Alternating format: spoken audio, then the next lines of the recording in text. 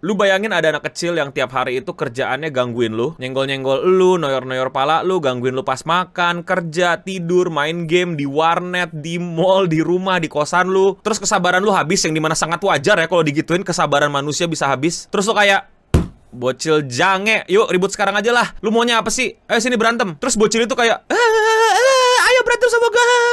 Tapi dia mundur gitu pelan-pelan. Terus tahu-tahu kayak ada Sigma Alpha Male datang. Dung dung dung dung dung dung dung dung dung dung dung dung dung dung. Nah itu bodyguardnya gitu. Tiba-tiba ya berantemnya sama bodyguardnya, bukan sama dia. And yes, hal ini bener-bener terjadi. Dan itu jadi kayak daily konten bocil ini. Kok bisa kayak begitu?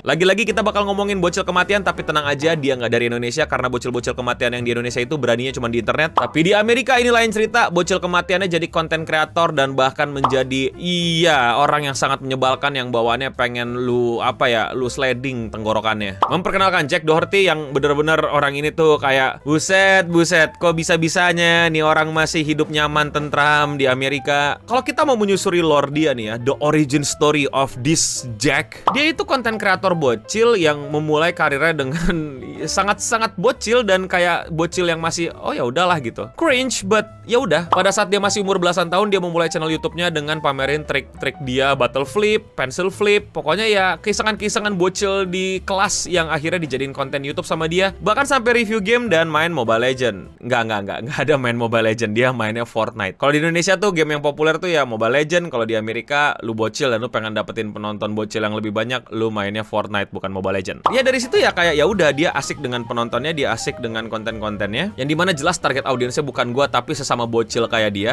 Dia sukses besar, dia dapetin 1 juta subscriber, dapetin banyak AdSense, sampai akhirnya dia terkena satu penyakit yang paling berbahaya buat influencer, yaitu hidup demi angka. Hidup demi angka alias kebahagiaan lu ditentukan dari angka adalah tipikal influencer yang kayak, wah gue udah dapet 1 juta subscriber, berarti besok gue harus dapet 2 juta, 3 juta, 4 juta, 5 juta. Gak ada yang salah dari mindset seperti itu, karena ya progres gitu, dan lu bisa dapat lebih banyak keuntungan. Perusahaan juga kayak begitu, it's okay dan gak masalah. Yang jadi masalah adalah cara dan bagaimana dia mesti mendapatkan itu. Kita ngomongin dunia konten kreator, dan satu-satunya cara untuk lu menjadi stay relevant adalah dengan menjadi bahan omongan. Dan untuk menjadi bahan omongan banyak manusia, lu harus menjadi kontroversi, lu harus membuat sebuah masalah. Jack yang tadinya kecil sekarang udah dewasa, itu akhirnya menemukan sebuah format konten yang paling gampang untuk menimbulkan kontroversi. Apalagi kalau bukan prank. Jadi dia mulai tuh bikin acara ngeprank yang terlalu bocah. Sifat bocah dan tidak mau kalah dan egoisnya dan merasa MC dan merasa apa yang dilakukan benar selama itu mendapatkan views dan uang itu akhirnya mulai kelihatan dari dia ngeprank Ninja pada saat itu. Jadi ceritanya itu dia ngedonate Ninja $1.000 gitu buat main bareng, tapi Ninja nolak. Terus dia kayak tantrum gitu kayak, gue udah ngasih lu $1.000, ayo main bareng sama gue.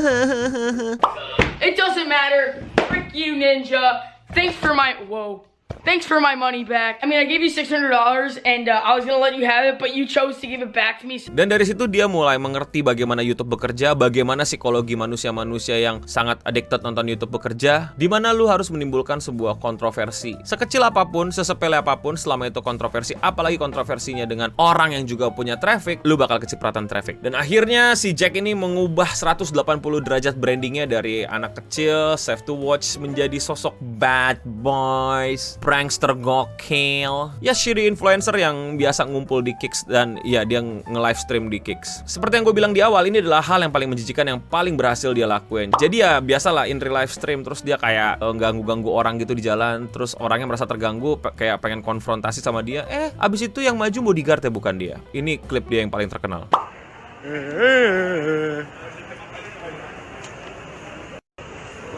What? Well, bro, what you gonna do? What you gonna do, bro? Yeah.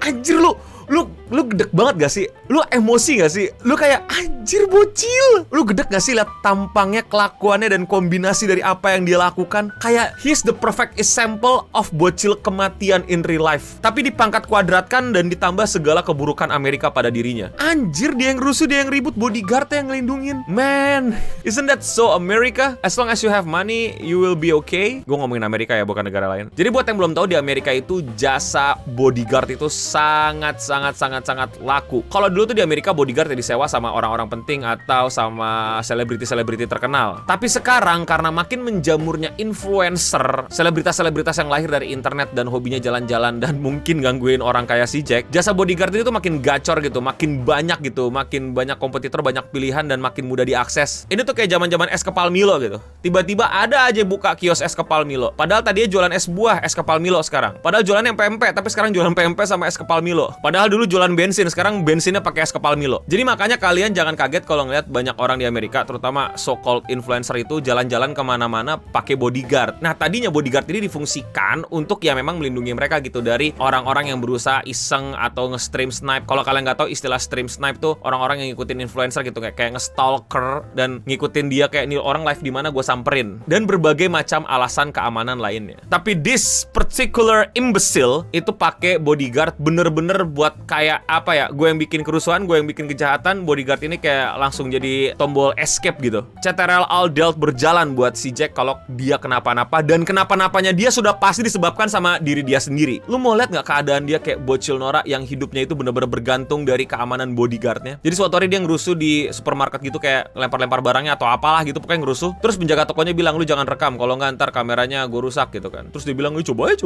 Beneran dirusak. Tapi setelah kameranya dirusak, dia teriak-teriak manggil bodyguardnya kayak bocil anjing, kayak anak kucing ditinggal mamanya. Ngik. Don't take pictures of me. I'll break your camera. No, you won't. Yes, I will. I doubt it. I'm 15. You'll go I to jail. don't care if you're 15. You'll go to jail. You respect me. All right, and you respect. Oh, hey! Ricky! Kayak ditinggal induknya anjir, kayak apa dah. Jadi tuh dia bikin rusuh dan bodyguard yang lindungin ini udah jadi kayak semacam apa ya, semacam rutinitas dia gitu, semacam bahan klip dia, bahan konten dia. Bahkan dia kayak suka nge-shoutout orang, ayo siap-siap klip ini gitu, karena dia mau ngerusuh dan abis itu dia bakal dilindungi sama bodyguardnya. Dan kejadian paling parah terjadi akhirnya pada saat ada sebuah party gimana gitu, kumpulan influencer bermasalah. Gak semua ya, tapi beberapa ya gue lihat itu muka-muka influencer yang problematik lagi bikin party gitu. Terus dia kayak ngatain orang-orang di sana gitu, ngerusuh di sana gitu. Terus habis itu ada yang gak rela gitu, terus kayak ngajak berantem. Terus si bodyguard itu nampol orang itu duluan sampai dia harus install ulang. Ya, dia yang ngerusuh, bodyguardnya juga sekarang kayak udah makin rusuh. Dan ini akhirnya jadi perkara besar karena sudah sampai assault, sudah sampai battery, apa ya istilahnya ya. Ya potensi melanggar hukum. Dia ini benar-benar nyari kontroversi, dia ini benar-benar nyari sesuatu yang bermasalah pokoknya. Untuk tambahan, dia ini bikin hanya kipas buat fans-fansnya. Gua nggak tahu isi hanya kipasnya apa, gimana gua pengen cari tahu dan pengen ngeliat. Itu bukan yang parahnya. Yang parahnya adalah dia memanajeri beberapa cewek hanya kipas. Dan dari sinilah muncul dugaan kalau dia itu nge-grooming beberapa cewek yang tadinya belum gede, tapi ditunggu sampai gede untuk habis itu masuk ke OnlyFans atau gimana lah nggak tahu, tapi ini baru dugaan dan belum jelas masalahnya kayak gimana karena ya ini orang aduh. Oh ya, ini buat yang ngatain gue, kata Eno suka jadi polisi bahasa tapi dia mengganti nama OF menjadi hanya kipas. It's intended. Ini bukan tujuan gue untuk melucu atau memberikan sebuah bahasa baru. Tentu saja tujuannya untuk mengelabui gitu, biar nggak salah paham bahwa gue mempromosikan hal tersebut, padahal sangat tidak, dan gue sangat menyarankan kalian untuk tidak menyentuh hal-hal tersebut. Dan ya, kasusnya masih bergulir, anaknya masih ngerusuh, dan ya menurut kalian ini bocil kematian gimana?